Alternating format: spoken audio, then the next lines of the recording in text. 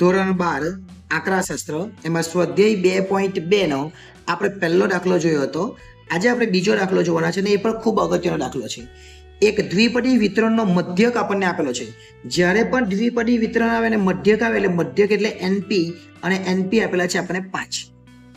તેનું વિચરણ એ સફળતાની સંભાવના જેટલું જ છે. એનું વિચરણ કેટલું છે? સફળતાની સંભાવના જેટલું જ છે. જો તથા તેનું વિચરણ એ સફળતાની સંભાવના જેટલું જ છે. એટલે વિચરણ એટલે એનપીક્યુ, એનપી એટલે કેટલા?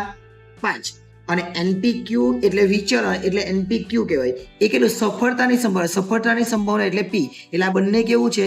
સરખું છે એવું કીધું. આગળ આ વિતરણના પ્રાચલો શોધો. પ્રાચલો એટલે શું શોધવાનું? તો પ્રાચલો એટલે આપણે એન પી આ બે વસ્તુ શોધવાની છે, એન અને પી. આગળ એન અને પી આપણે શોધીશું. ચાલો પછી આગળ આ વિતરણ માટે એક પણ નિષ્ફળતા ન મળે તેની સંભાવના. એક પણ નિષ્ફળતા ન મળે તેની સંભાવના આપણે શોધવાની છે. જો અને તે પરથી આ વિતરણ માટે એક પણ નિષ્ફળતા ન મળે એની સંભાવના. તો પહેલા તો આપણે એન અને પી શોધીશું અને પછી આપણને ખબર પડશે કે કેટલા આપણે શોધવાના છે. તો પહેલા આપણને એનપીક્યુ આપેલા છે અને એનપી. આ એનપીક્યુ છે અને એનપી. તો આ જે એનપીક્યુ છે એની અંદર એનપી ની કિંમત મૂકી દેવાની. મૂકી આપણે જો એનપી બરાબર કેટલા? તો 5. એટલે 5 ક્યુ બરાબર પી. 5 ક્યુ બરાબર કેટલા આવે? પી. અને આપણે મેં તમને આગળ વાત કરેલી એ પ્રમાણે કે ક્યુ બરાબર આપણે શું મૂકી દેવાનું? ક્યુ બરાબર 1 માઇનસ પી. કેમ કે પી વત્તા ક્યુ બરાબર 1 થાય તો આપણે ક્યુ આ બાજુ રાખીએ તો 1 માઇનસ પી થઈ જાય ને. એટલે આ ક્યુ ની જગ્યા પર શું લખવાનું આપણે? ક્યુ ગુણ્યા 1 માઇનસ પી ના બાજુ પી. ઓકે, 5 નો ગુણાકાર એક સાથે એટલે 5, 5 નો ગુણાકાર પી સાથે એટલે 5 પી બરાબર પી. આ 5 પી ને પેલી બાજુ લઈ જાય એટલે 5 બરાબર પી વત્તા 5 પી એટલે 5 બરાબર 6 પી. કેટલા આવે? 6. એટલે ખરેખર પી આ બાજુ લઈને પી 5 તો છે જ, 5/6 આવી એટલે બરાબર પી. એટલે માટે પી બરાબર કેટલા આવ્યા? 5/6. પી બરાબર કેટલા આવ્યા? 5/6. હવે આપણી પાસે એનપી છે આવ્યું. એ એનપી ની અંદર પી મૂકી દઈ એટલે આપણને ક્યુ મળી જાય. એટલે એ પણ એકદમ ઇઝીલી આપણને મળી જાય. પણ આપણે ક્યુ શોધીએ તો ક્યુ શોધી કાઢીએ. એટલે ક્યુ છે ને ક્યુ બરાબર 1 માઇનસ પી એટલે 1 માઇનસ 5/6. લસા 6, આ 1 ને 6 આપવાના અને 5 એટલે કેટલા આવે? આ 5/6 હતું તો હવે 5 માંથી 1 જાય તો 1/6 એટલે ક્યુ બરાબર 1/6 આવી જાય. એટલે પી ને ક્યુ મળી ગયો. હવે આ એનપી છે. એનપી ની અંદર આ એનપી બરાબર 5 છે. એની અંદર આપણે પી ની કિંમત મૂકી દઈએ. પી કેટલા છે? 5/6 એટલે એન ગુણ્યા 5/6 બરાબર 5. એટલે એન બરાબર આ 5 છે જ, આ 6 ગુણાકારમાં જાય. આ 6 છે એ ગુણાકારમાં એટલે 5 છે તે ભાગાકારમાં આવે. 5 5 નીકળી જાય તો એન બરાબર કેટલા આવે? 3 વસ્તુ મળી ગઈ, એન પી અને ક્યુ. આપણને ખરેખર જોઈતું હતું એન ને પી જે પ્રાચલો. હવે આપણને શું કીધેલું છે? આ વિતરણના પ્રાચલો પરથી એક પણ નિષ્ફળતા ન મળે. એક પણ નિષ્ફળતા નહીં મળે. એટલે નિષ્ફળતા નહીં મળે એનો મતલબ શું? જોયું, ખાસ ધ્યાન આપજો.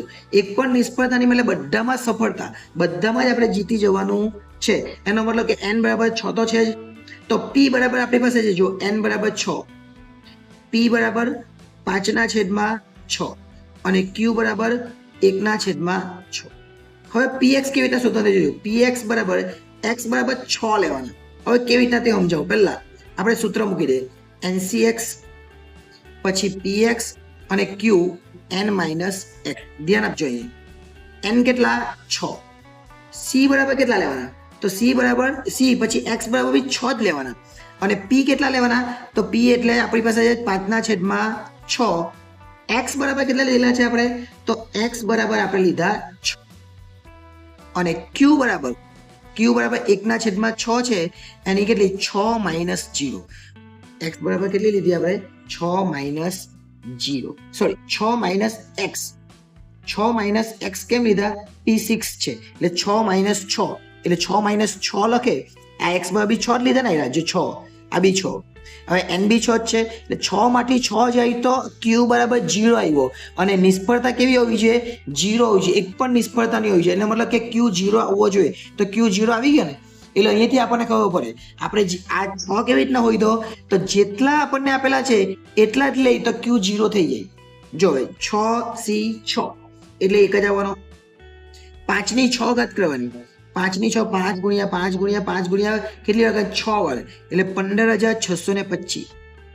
6 ની 6 ઘાત કરવાની એટલે 46,656 અને 1/6 ની 0 ઘાત. જો હવે તમને કે નિષ્ફળતા કેવી મળી ગઈ 0. એક પણ નિષ્ફળતા ના મળી, બધી સફળતા જ મળી.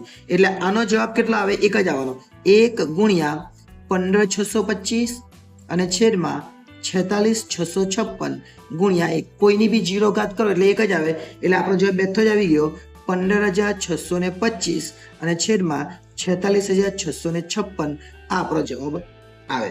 હવે ખાસ ધ્યાન આપજો, આપણને નિષ્ફળતા ન મળે એવું કીધું હોય એનો મતલબ કે જેટલો n આવે ને એટલો જ x લઈ લેવાનો. કેમ કે છેલ્લે n માંથી x બાદ કરવાનો તો 0 થઈ જાય. એટલે q કેવો થવો જોઈએ?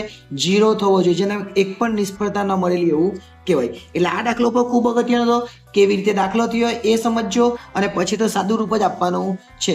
પણ પહેલા તમારે p કેવી રીતના શોધવાનો, n કેવી રીતના, q કેવી રીતના શોધવાનો એ ખાસ જોઈ લેજો. હવે વિડીયો જો ગમતો હોય તો લાઈક કરી દેજો અને ચેનલને સબસ્ક્રાઇબ કરી બાકી હોય તો એ પણ કરી લેજો. આભાર.